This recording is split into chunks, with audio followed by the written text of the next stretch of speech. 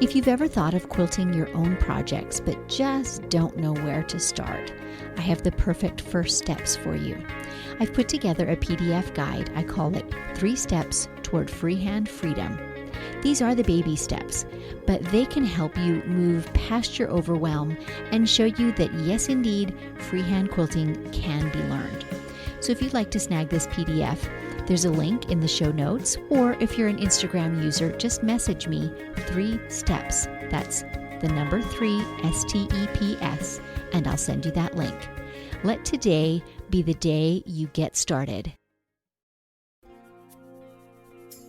I did not like sewing when I was a kid. I tried it and really disliked it. It was kind of the era of Walmart coming about when I was a kid, and it was like I saw no value in spending forever making something when you could just go buy it at this new Walmart store.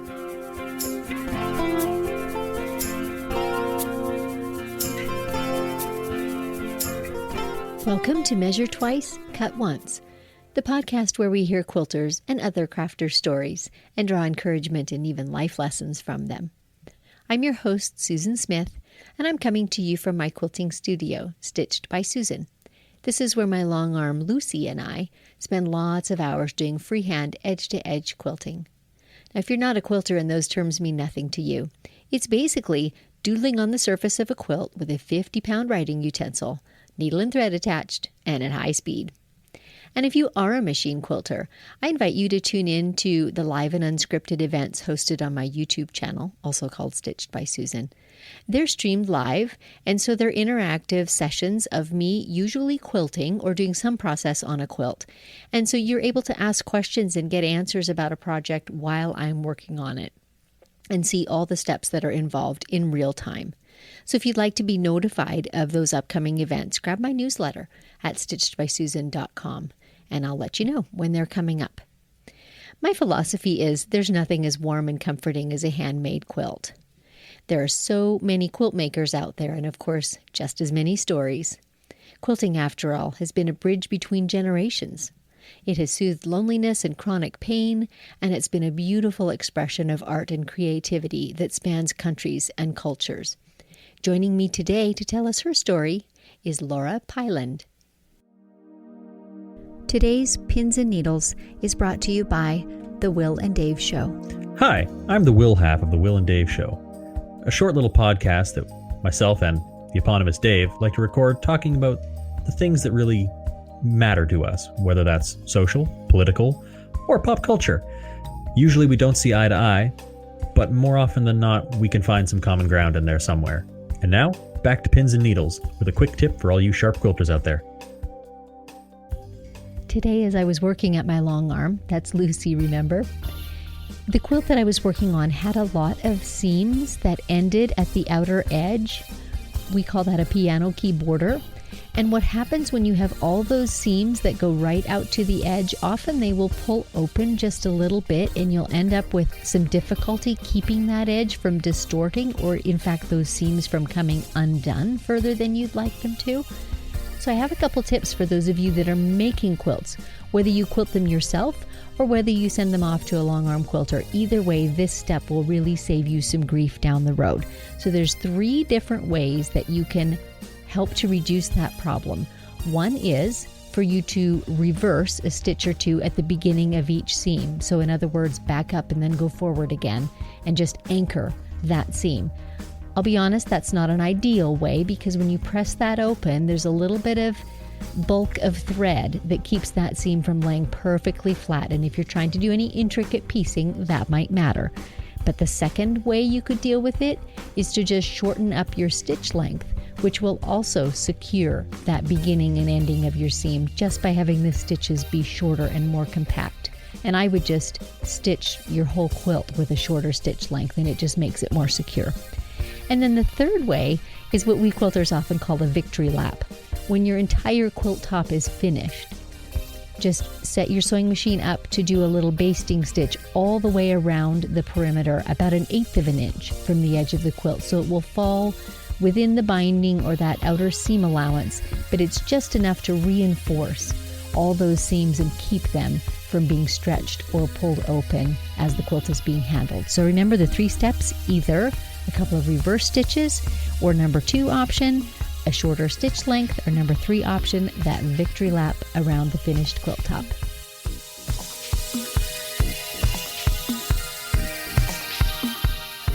You all know how I love my coffee. If you're interested in supporting this podcast, you can go to buymeacoffee.com/stitched by Susan. There, for the price of one delicious coffee, you're able to make a one-time contribution, or if you wish, you can sign up for a regular monthly contribution. Either way, thank you so very much for your support in listening, and maybe take a moment now to top up your cup as you settle back to enjoy today's interview.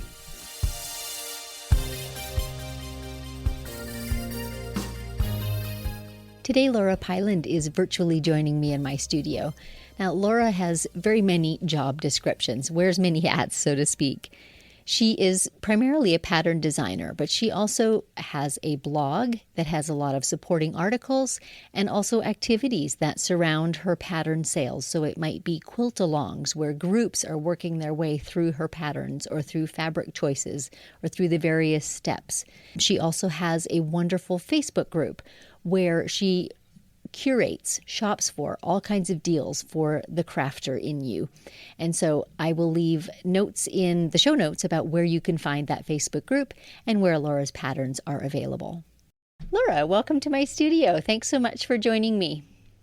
Thank you for having me. This is really fun. I've been seeing you, we've been trying to connect for a really long time, so it's really fun to finally see you. I know the other people can't see us, but fun to see you and connect. Yes, we are finally here. When I first saw you on, I can't remember if it was Facebook or Instagram or your website where, but I was so fascinated by the name of your business. You are Slice of Pie Quilts. Do you want to tell the story behind that? Absolutely. Yeah, I was a middle school math teacher, and my last name is Piland, which I married into. And so when I was a middle school math teacher, we did all types of pie activities because it was fun to kind of combine my last name with being a math teacher. So then when I decided to start my quilt business, we couldn't think of anything else that really fit as well as running with the pie theme, since that had just been so prevalent in my math teacher background. And so that's what we did. We just stuck with the pie thing, and it really still fits. And I do love sewing with circles, so that's kind of a fun thing. That is perfect. And it just makes your name very memorable, very catchy. I love it. So when and how did you first get into quilting? Is it something you grew up with or something you grew into? That's kind of a fun story, actually. So my mom and both of my grandmothers sew and quilt both. And I did not like sewing when I was a kid. I tried it and really disliked it. It was kind of the era of Walmart coming about when I was a kid. And it was like, I saw no value in spending forever making something when you could just go buy it at this new Walmart store. Mm-hmm. So I kind of never sewed again. And then when I got married, my mom put a sewing machine in the trunk of the car and was like, just in case you need this for emergencies, I'm just going to give this to you. And I thought that was, Mom, I'm never going to need this. I mean, I thought that was crazy. And then fast forward several years when a friend of mine had a baby in the NICU, and I had no way to help her because she was stuck in the NICU and she couldn't go home. I couldn't make her a casserole and take it to the hospital. And so I called my mom and I was like, Mom, I just want to help my friend, but I don't know what to do. And she says, well, I'd make a quilt. Of course you would. Exactly. And so I ended up at the fabric store and watching YouTube videos, and I made a quilt, and it kind of spiraled from there. It does have that tendency, doesn't it, for all of us? That's right. So because you have a broad spectrum of things that you do, maybe describe for us some of the hats that you wear in your business, some of the job titles you hold. Yeah, if you can think of a job title, it's definitely one of my hats. I joke. Well, let's hear about some of them. Sometimes my mom will call and I'll say shipping department, because if I'm in the middle of shipping, that's what I'll talk about. But so I'm a quilt pattern designer. That's my primary hat. And all the things related to that, which is shipping and designing and making quilts. But then I also, a couple years ago, started the Quilting and Sewing Deals group. on Facebook. So I work with a lot of other companies and I post links to their products and just share good sales and deals in there. Okay. And I have seen that as well. And I will certainly post a link to that in the show notes. For those of you who are crafters, not necessarily quilters, you'll really want to check this out because Laura posts things from rugs to tools to patterns, fabric, notions, giveaways, even wine. I was like, wait, what? There's quilters wine? But yes, Those are yes, right. there is. Anything that's related to quilting and sewing, and I've like even if it's not necessarily on sale, but it's something fun like that, like quilt wine, I will post it in there. But really fantastic deals. Like if charm packs are 50% off, that's the place to find out about that. Exactly. I completely agree. So check out Laura's Facebook page. It is a great place for deals and even giveaways. So have a look at that. So have you got any kind of new patterns in the shoot right now? Anything that's coming on the horizon we should be watching for? Absolutely. Yeah, I have like 3 new ones that I'm behind the scenes working on before Quilt Market, which Quilt Market is happening here in October. So a couple more months still by the time when we're recording this. But so I'm planning to release some new ones that I haven't really shared on social media yet. So that'll be really fun. It's actually interesting. So in my pattern, like I know pattern designers that sometimes will create like hundreds of patterns and that's their business plan.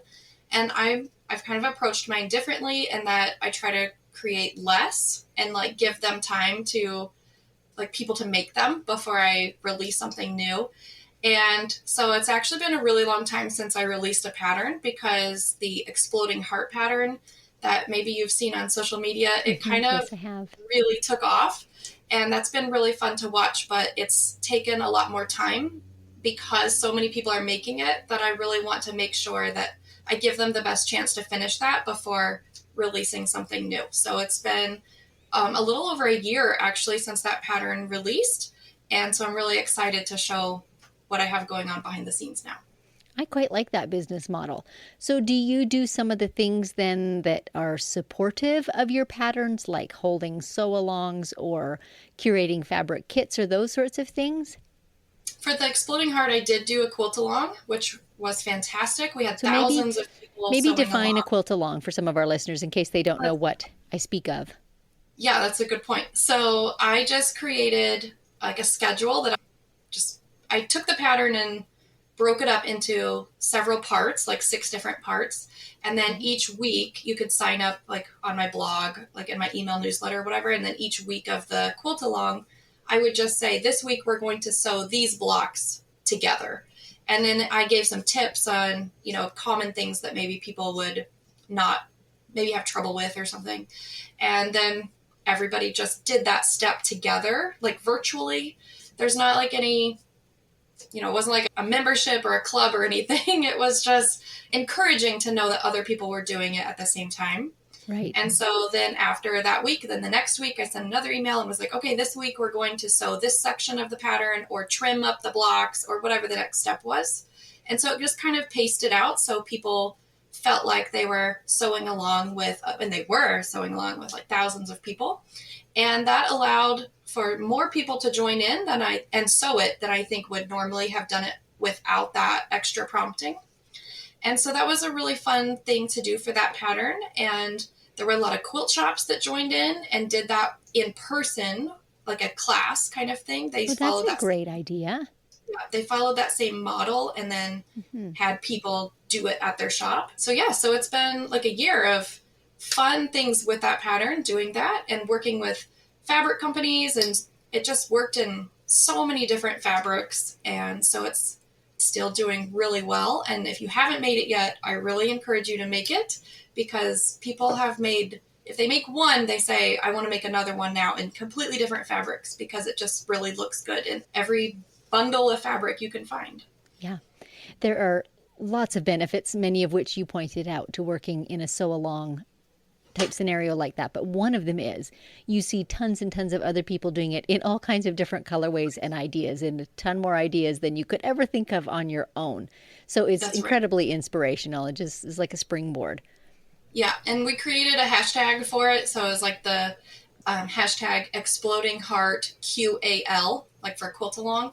And people would post their photos on that hashtag, and exactly what you say. You could go in there and see all the different fabrics and colors that people had picked.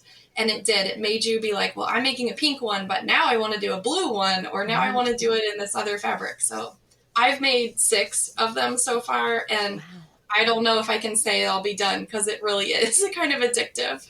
That is too fun. I love that. Okay, changing gears a little bit. I saw that recently you were appearing on the Missouri Star Quilt Company's YouTube channel. And it looks like this is maybe a regular thing coming up. Is that right?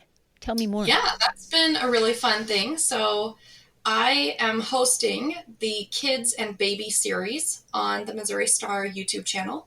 So we just sew things that are related to kids and babies. So the first series was all nursery items. So I did like crib sheet tutorial, or how to sew like a quick and easy baby quilt. So if this was for people that have never really sewn before, this is like a good first step. Because often the first time you sew, it's for someone that's having a baby. Like I was sewing for my friend that had a baby. So yeah, it's in the behind the scenes again of working to sew. I'm working with them to make some more videos that are related to sewing for kids. And it's hopefully going to be an ongoing thing. It's kind of challenging to work out scheduling between my business and their business. So I can't really say when the next one's going to come out, but I can tell you we're working behind the scenes on that. Well, that will be fun to look forward to. And that really seems to fit with their aesthetic. Jenny Doan, who's kind of the face of Missouri Star, has always been about presenting things that are easy to make and things that are fully instructional. So it tells you all the steps. So I can see where you team up well with them. That fits well together. Yeah, That's it's so been exciting. really fun. I've met Jenny a few times, and she's great to be around. She has a really great energy. She does. I've only met her once, but she is a wonderful lady. I agree. Okay, back to your quilting. I want to know a few more things about you as a quilter. What's your favorite part of making a quilt? Is it actually designing the pattern, or maybe cutting, or maybe shopping? Yeah, I do love collecting the fabric. That's probably, my husband would agree, that's probably my favorite part based on all my stash that I have. But honestly, my favorite thing is finishing it, because then it's like as soon as I finish, it gives me permission to start something new without feeling guilty about that. So yeah, I really love just finishing the quilt, which really motivates me to make more quilts. Yeah. So I tend to make a lot of quilts because I like to finish it and start something new. Excellent. So that does give rise to another question, though. Are you a, make one project from start to finish before you go on to the next project kind of gal, or do you get bored with things and go back and forth between a half a dozen or more of them? I always have like 3 to 4 things going on at one time, and they don't always get finished. No. But yeah, I love trying new things. Like if there's a technique that I see someone post about on Instagram that I haven't tried before, I will like instantly try it to see if I can do it. But that doesn't mean I finish that project right then. I just want to kind of test out the waters maybe, and then eventually go down the rabbit trail of trying it and leading up to a quilt. Or honestly, even if you choose not to go down the rabbit trail, I feel like that's okay. When you're a creator and a designer, not everything that you try is going to be a win. That's right. It happens unless you try a lot. And I travel and do trunk shows to different quilt guilds and stuff. And I actually have several quilts to show in my trunk show that are failures for different reasons that did not work out. But I keep them in the show to be like, this is exactly why I try new things, because it pushes you to learn. And then I show the next quilt that I made like right after that, where what I learned from the first thing that I call a failure, how I could improve it, and then I made something cool the second time. That is an excellent point. I think we need to give ourselves that room to just play and experiment. Yeah, and I love making mini quilts for that purpose. I'll make something really small, and so I'm not committing to a huge project just to try it. But then if it doesn't work out, I don't feel guilty about wasting a ton of fabric either. I can just throw it away and go, nope, that one block didn't work. That's not my thing. Moving on. Good point. Doggy bed. That's right. Okay, back to your favorites. Where do you tend to go in terms of color? Are you strong and bold in your colors? Are you subtle and soft in your colors, typically? I definitely like bright colors. I usually use solids or batiks because they still read as a solid. So those are kind of my favorites. And if I had to pick a top 3 colors-ish, it's always going to start with some form of turquoise, like an aqua or turquoise or teal. And then probably pink and purple are going to fall in there too. Ooh, I love that. Sounds gorgeous. Okay, one last question. What is your favorite tool or gadget in your sewing room? That's a great question. I would probably have to say my sewing machine laser. And that's actually a post that's gone pretty viral on my blog where I talk about the different ways that I use my sewing machine laser. And it just attaches to any sewing machine. Like, it's not something that came on my sewing machine. You buy it separately, and then it sticks on the front of it like Velcro and shines a line down at the front. But you can also shine a dot or different things, but I mostly use the line. And then you can sew like half square triangles without having to draw the line on the fabric. So it saves a ton of time. And so I always say that's probably my favorite gadget. I love that idea. And for those listening who perhaps don't know what a half square triangle is, it's a triangle that is half of a square, but it usually involves sewing from one corner to an opposing corner across a square. So it's this long angled line, which traditionally have to draw the line in so that you know where to sew exactly. But having this little laser beam allows you to not have to draw the line. You can just follow the light source. That's awesome. It's a pretty fun gadget. And I watch for sales on it and post that in my Facebook deals group too. Perfect. Well, I will check out the group, and if there's a good deal current, I'll put that in the show notes as well. Well, this has been great fun visiting with you. My word, I think you have a lot more stories if I just knew where to mine for them. That's probably true. If I am out and about, I just went to the Royals game just a week or two ago, and I have a little battery-powered sewing machine, and I took it with me and sewed while I was at the Royals game. So that's the kind of person that I am. I'm always doing really fun. Okay, what were you sewing? What were you sewing at the Royals game? I take this little battery-powered sewing machine with me whenever I go do random things, like if I go on vacation or if I go somewhere fun. And then I just have jelly roll strips that I keep with it. And so I just sew a couple jelly roll strips so I can say that I sewed in all these places. I love it. So eventually I'll have a quilt, made from all these jelly roll strips but the quilt will have been made all around the country because I take my battery powered sewing machine to do it. I trust you have a hashtag dedicated for that too, right? So one could go back and look at all the places your little sewing machine has been. I actually have a hashtag for that. You better get on that. That's right. That would be fun for people to tell me what I should do for a hashtag. Okay, so I have to ask, what other things do you do for fun? I love this, that you bring so much joy into your sewing experience. Well, I have 3 young kids, and so that is pretty much the rest of my time. If I'm not sewing, I'm homeschooling my 3 boys and going out and doing fun things with them. Great. So when you're homeschooling then, obviously they're at home. So how does that work? Are you all kind of in a room together while you're working, or do you have dedicated spaces, or how does that work out? That's our basement is where I work, and also my husband. We both work from home. And then in the dining room is where we typically homeschool, or the backyard or the living room, or wherever we feel like it. But I usually multitask. And so while I'm homeschooling the kids, I'm also packing patterns in bags or shipping or something like that. That makes very good sense. Look at you being efficient. Wow, I'm all admiration. So be looking out for Laura's patterns that are coming out new at Quilt Market. Do you want to tell our listeners maybe what the name of your website is again, or where they could find some of these patterns? Absolutely. I'm at sliceofpiequilts.com, and that's the same name that I use on social media, Slice of Pie Quilts. And pie is P-I, like the math symbol pie, not the kind of pie that you eat. Good to know. Well, that makes it easy to have the same name across all the things. So I always like to ask my guests if they've got a little nugget of wisdom that they want to leave with our listeners. Can be about life, can be about crafts, whatever you like. I would say to try something new. So if there is a technique that you've seen or even something that scares you a little bit and you're not really sure if you would like to try it, that's my suggestion. Just try something new. Go ahead. The worst that can happen is that you don't like it, and so you just don't do it. Move on. But you'll never know if you don't try. Great advice. Thanks for that. Thank you again very much for joining me. It's been a pleasure. Thank you so much for having me. And thank you for tuning into the show today.